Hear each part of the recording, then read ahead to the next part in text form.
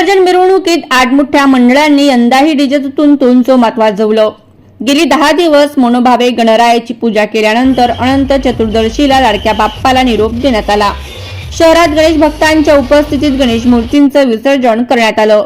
यावेळी गणपती बाप्पा मोरया, पुढच्या वर्षी लवकर या अशा जयघोषात भुसावळ शहर दुमदुमल्याचे पाहण्यात आले।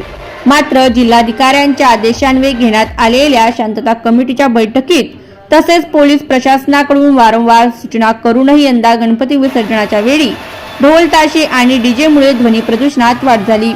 आश्चर्याची बाब म्हणजे यंदा ईद मिलादुन्नबीच्या वेळी डीजे वाजवून ध्वनी प्रदूषणाच्या नियमांची पायमल्ली करण्यात आली।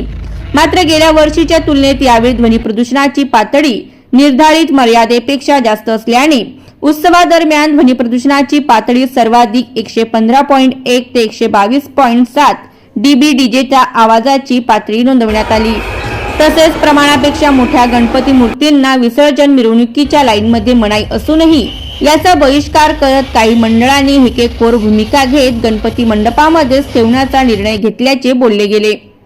आता डीजे वाजवणाऱ्या मंडळांवर पोलीस फक्त पंचनामे करत बसणार की कारवाई करणार हे पाहणे उत्सुकतेचे ठरणार आहे। Bureau report, Mahanews 19 Jalgaon.